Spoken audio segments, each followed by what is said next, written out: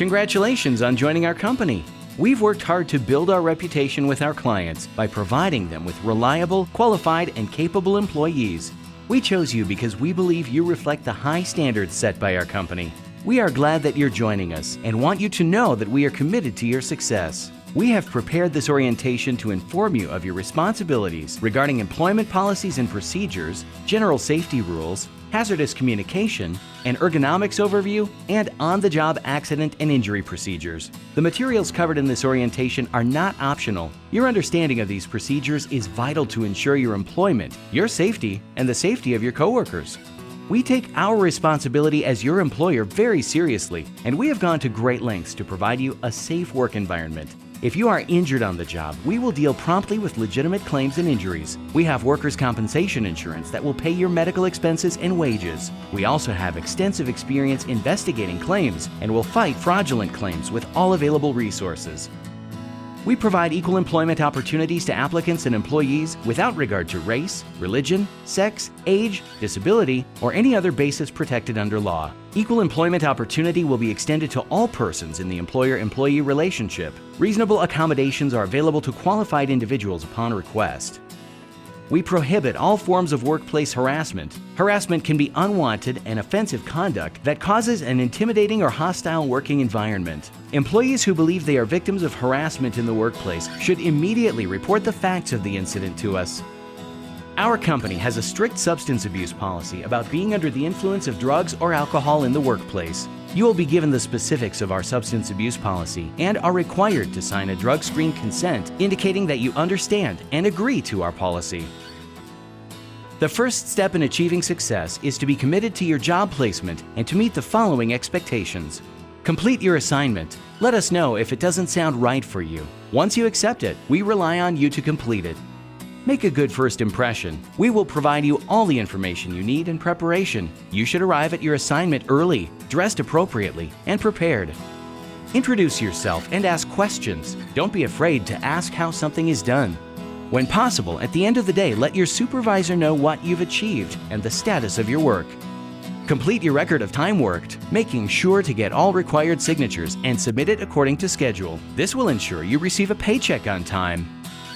Your commitment as an associate also includes staying in touch with us. You must contact us when you are available for a new assignment. We may have new opportunities every day. If your schedule or assigned tasks change. If you are going to be late or absent. If you witness or sustain a workplace accident or injury. If you experience an issue or problem on your assignment, we want and need to know your concerns, no matter what the circumstance. If you move or change phone numbers. If our client talks about hiring you, we're pleased and we can help ensure a smooth transition. Inform us of any new skills you've acquired so that we can find the best assignment for you. Should you feel uncomfortable performing the job assigned, please let us know. Safety is no accident. It is a responsibility and a way of life. Now, let's discuss some general safety rules and procedures. The best approach to doing any job is to use common sense. An important rule to remember: never take a risk. When given an assignment, we will inform you of your duties. We must approve any and all changes from your duties before you perform them. Hazardous working conditions or unsafe actions of coworkers must be reported to your supervisor and to us immediately. You should be properly trained before operating any tools, equipment, or machinery. Horseplay, unauthorized activities, and athletic events during work hours are not permitted on the job site. Walk, don't run on stairs. Use the handrails and watch for wet or slippery surfaces. Ladders should be used with caution. Be sure they are sturdy, at a safe angle, and placed correctly so stretching can be avoided. Use passageways. Taking shortcuts behind machinery, office equipment, or through parking lots can be dangerous and is not permitted.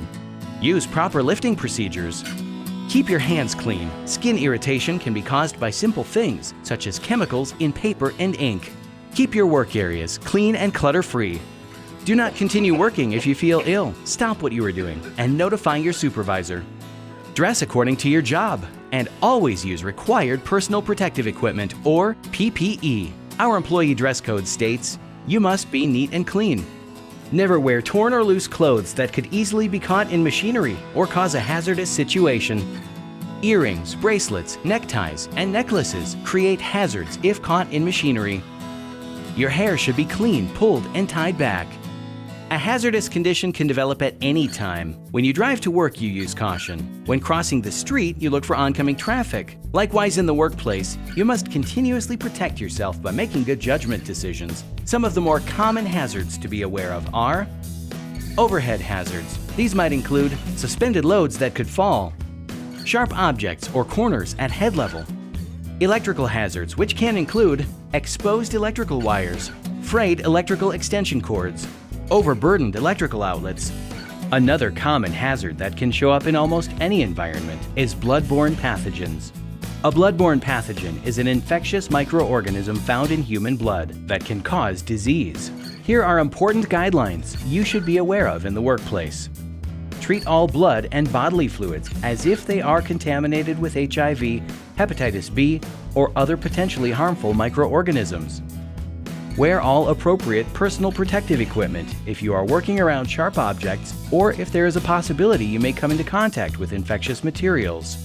All sharps should be disposed of in appropriate containers. If you come across a potentially harmful or infectious sharp such as a needle, inform a supervisor so it may be disposed of properly.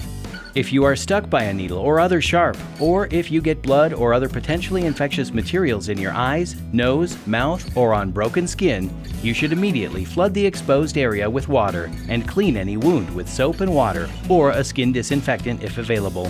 Immediately report the incident to this staffing company and get medical attention.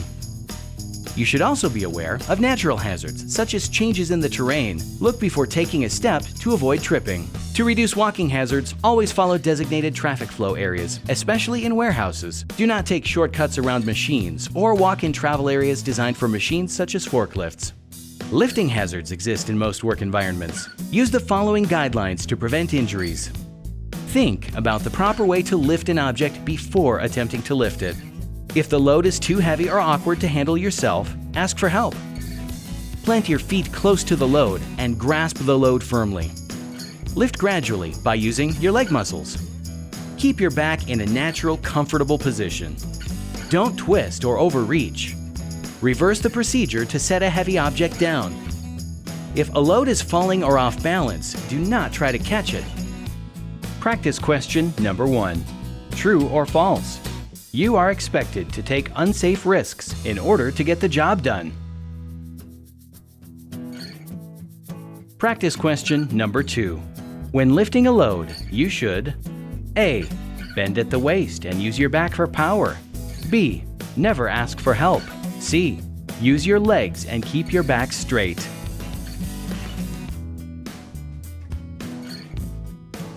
We abide by OSHA's Globally Harmonized System for Hazard Communication, or GHS. This system is for your protection and includes criteria for the classification of health, physical, and environmental hazards, as well as the proper labeling of chemicals. It establishes your right to know about chemicals you may encounter while on the job. GHS requirements of OSHA include the labeling of containers and use of safety data sheets, also known as SDS. Chemical manufacturers are required to provide a label that includes a harmonized signal word, pictogram, and hazard statement for each hazard class and category. Also, manufacturers are required to provide SDS sheets for all hazardous chemicals used in the workplace.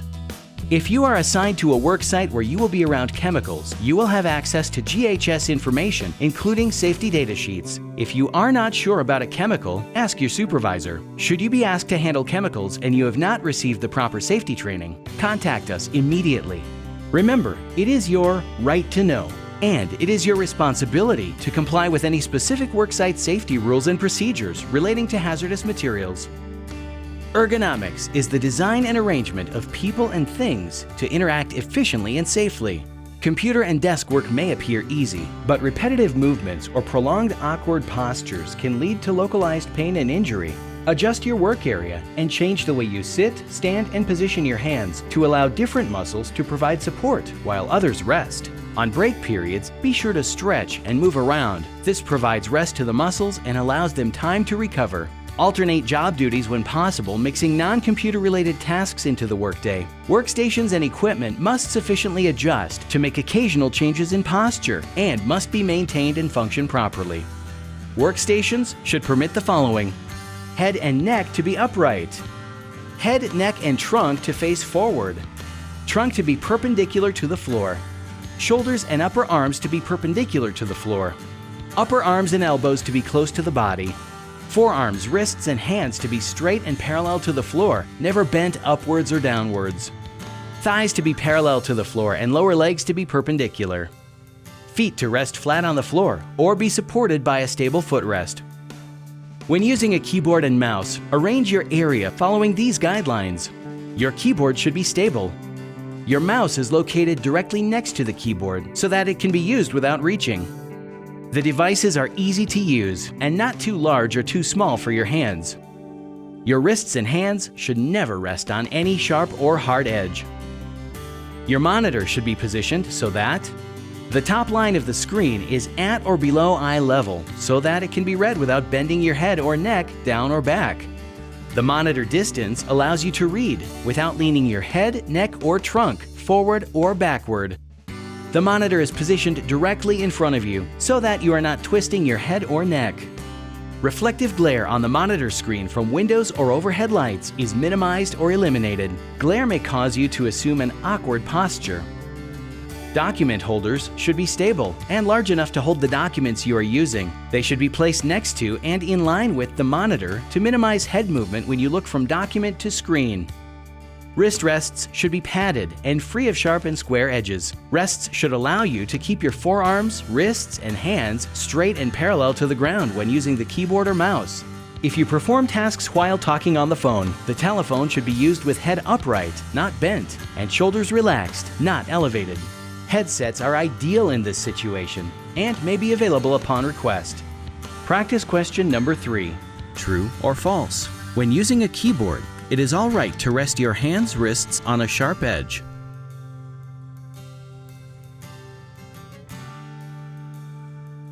Practice question number 4. Ergonomics is A. The design and arrangement of people and things to interact efficiently and safely. B. How people behave with their coworkers. Or C. A training program on hazardous chemicals.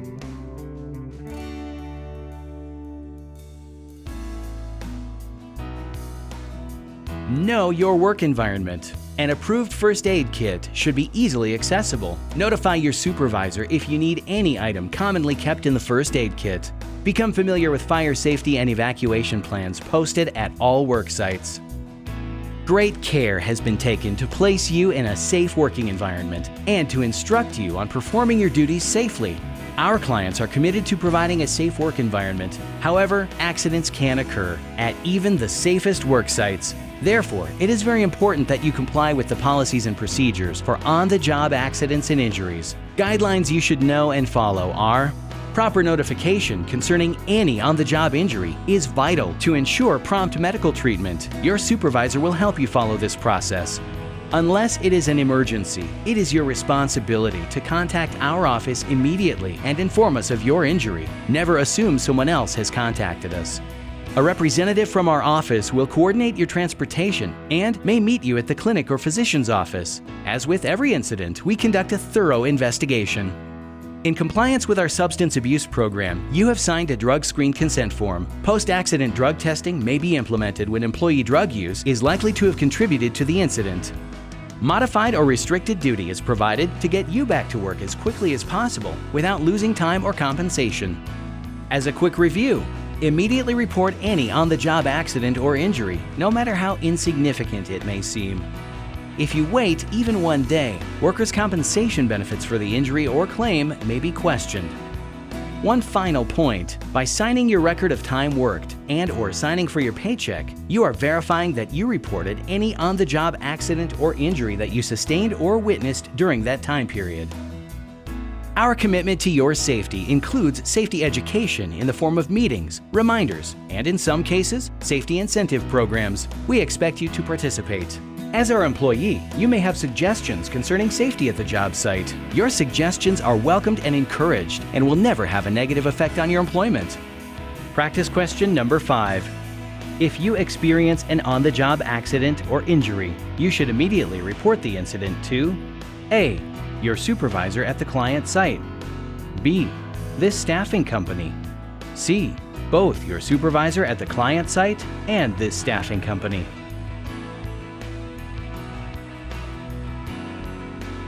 By now, you can see that we take safety very seriously, and we expect you to do the same. Failure to adhere to these guidelines will lead to possible disciplinary action up to immediate termination. Remember, these guidelines are not optional, and non-compliance may affect workers' compensation benefits should you sustain an on-the-job accident or injury. In closing, let's review the key policies and procedures. Follow along on the Policies and Procedures checklist provided to you and initial the box to the left of each statement as we review them one last time. 1. I understand this staffing company takes their responsibility as my employer very seriously and that they have gone to great lengths to provide a safe work environment. If I am injured on the job, the staffing company will deal promptly with legitimate claims and has workers' compensation insurance that will pay medical expenses and wages. I also understand that the staffing company has extensive experience investigating claims and will fight fraudulent claims with all available resources. 2. If I sustain an injury on the job, I will inform the client and staffing company immediately, who will coordinate with the client and myself the proper procedures for treatment and reporting the accident. 3. This staffing company has a strict substance abuse policy, and I have signed a consent form to submit to drug testing. I understand that my failure to comply with this agreement will be grounds for my immediate termination. 4. I understand and will comply with this staffing company's safety rules, regulations, and hazardous communication program explained to me in the orientation. 5. I am telephone accessible and I have reliable transportation. 6. I understand that I am an employee of this staffing company and only this staffing company, or I, can terminate my employment. When an assignment ends, I must report to the staffing company for my next job assignment. 7. I understand that I am expected to complete any job assignment I accept. I understand that if I do not complete, promptly notify of my inability to complete the assignment, or if I do not report for my next assignment, then this staffing company may assume I have voluntarily quit and I will not be eligible for unemployment benefits. 8. If for some unexpected reason, such as an emergency or illness, I cannot make it to work or will be late, I will contact this staffing company as soon as possible. 9. I understand this staffing company's requirements for receiving information documenting hours worked, the method of providing this information, and the time frame for me to provide this information. I understand this staffing company will not recognize or pay for any hours worked by an employee without proper documentation verifying hours worked. 10. I have read and fully understand the above statements regarding this staffing company's policies and procedures and agree to the same. I understand that failure to comply with these policies and procedures could lead to my termination and may jeopardize employment benefits. This brings us to the end of our time together. Our representative will advise you of any additional policies and procedures or specific client information needed for your assignment. Again, we're glad to have you representing our firm.